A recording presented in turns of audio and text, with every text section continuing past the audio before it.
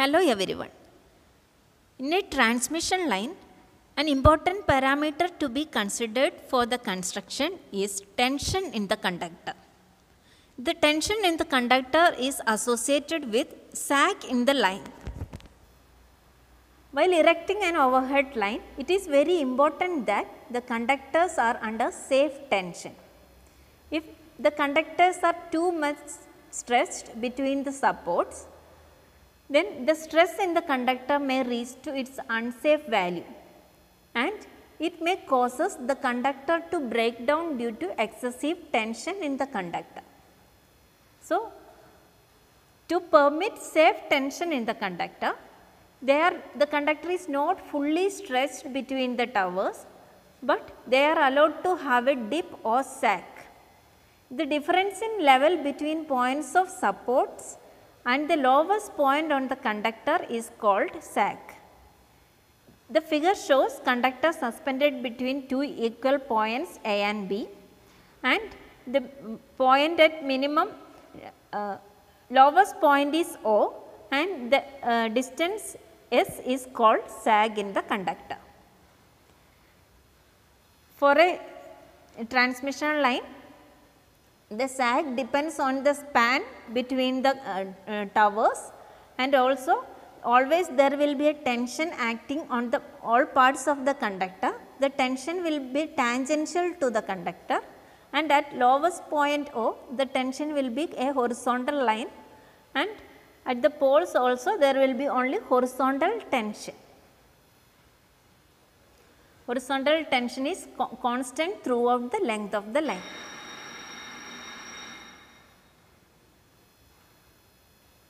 So, conductor sag design, mechanical design, sag is an important parameter to be considered in mechanical design of overhead line. The conductor sag should be kept to minimum in order to reduce the conductor material and also to avoid the extra pole height. But it is also desirable that tension in the conductor should be low to avoid the mechanical failure of the conductor, and also to permit the use of less strong supports.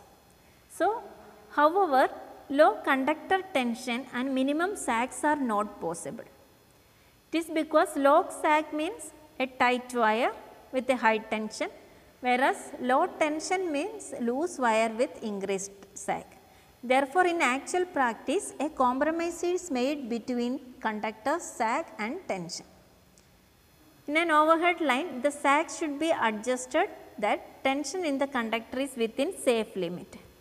The tension is governed by conductor weights, effect of wind, ice loading and temperature variation. It is a standard practice to keep conductor tension less than 50% of its ultimate tensile strength. The minimum safety factor of the conductor tension should be 2. We can calculate the sag and tension of conductors in two cases when the supports are at equal levels and are at unequal levels. First, we can see supports are at equal levels. Here in the figure, A and B are at equal levels and the lowest point is O, and L is the span of the conductor and W is the weight per unit length of the conductor and T is the tension in the conductor. Consider a point P on the conductor, taking the point O as the reference. Then the coordinates of point P is X and Y. There are two forces acting on the conductor. They are weight of the conductor and tension on the conductor.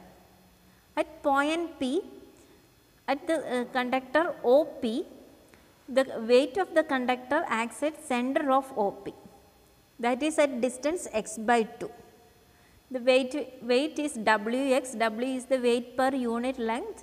So, total weight is Wx for distance x, which acts at a distance x by 2 from the center O, and tension T acting at O.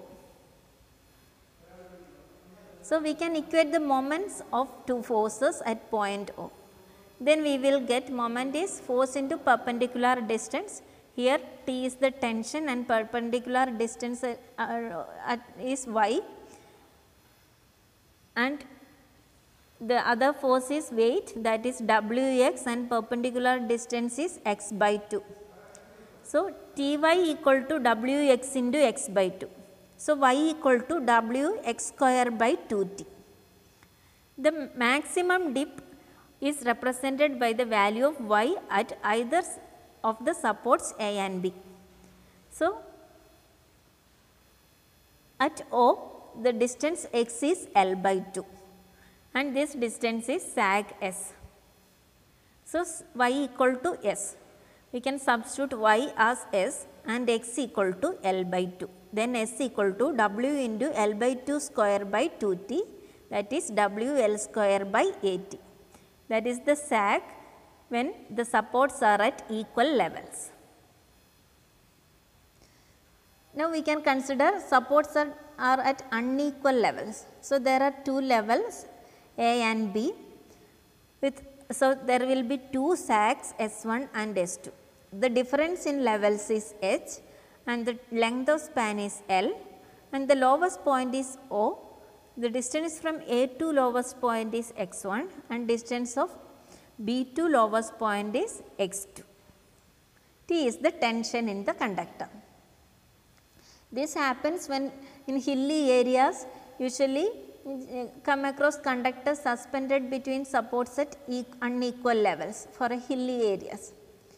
So, if W is the weight per unit length, S1 equal to here S1 equal to W x1 square by 2t.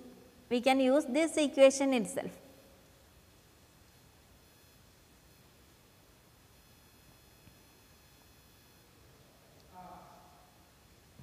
Similarly, sag S2 equal to W x2 square by 2t. So, and also we know that x1 plus x2 equal to L. x1 plus x2 equal to L and S2 minus S1 is H. We can find the value of S2 minus S1. Substitute these values W by 2t into x2 square minus x1 square, that is x2 plus x1 into x2 minus s1, that is WL by 2t into x2 minus x1. x2 plus x1 is L, x1 plus x2 is L. We can substitute that WL by 2t into x2 minus x1, that is s1 minus s2, that is H. So, H equal to WL by 2t into x2 minus x1 and x2 minus x1 is 2t H by WL. Solve these equations, then we will get x1 as L by 2 minus Th by WL and x2 as L by 2 plus Th by WL. While after getting the values of x1 and s2, we can find the value of s1 and s2 by substituting in the equation Wx square by 2t. Now, we can, these equations are for sag in case of a still air or normal temperature. But in this case the weight is the only factor which affecting on the conductor sag. Here we are considering the effect of wind on the conductor and also ice loading. In the countries where ice loading is there, we have to consider the ice loading on the conductor. So, weight of ice acts vertically downwards. Similar to the weight of conductor, weight of ice will be coated around the conductor will also act downwards. If D is the diameter of conductor, T is the thickness, total diameter will be D plus 2T. And wind will be acting horizontally at right angles to the conductor. So, total force can be found out as vector sum of total weights W plus Wi acting downwards. W is the weight of the conductor and Wi is the weight of the ice, and Ww acting vertically, that is the weight of the force acted by the wind. So, vector sum of these will give total weight on the conductor. So, total weight of conductor is root of W plus Wi square plus WW square. If density of ice is given, then we can find the weight of ice as density of ice into pi by 4 into d plus 2t square minus d square, that is the thickness of ice into 1 volume of ice. Density of ice into pi t into d plus t. We can approximate that. Then wind force, if wind pressure is given, wind pressure per unit area is given, then wind force is wind pressure per unit area into projected area per unit length. Projected area is, if there is ice also, then the projected area will be d plus 2t into 1. So, wind pressure into d plus 2t into 1. And when the conductor has wind and ice loading, there will be, the conductor sets itself in a plane at an angle theta to the vertical, that is tan theta. This angle tan theta equal to WW by W plus Wi. So, sag in the conductor is Wt L square by 2t, that is the total weight. That is the sag in the conductor, and S represents the slant sag in the direction of angle theta. So, the actual sag is the vertical sag, that is that will be obtained as S cos theta.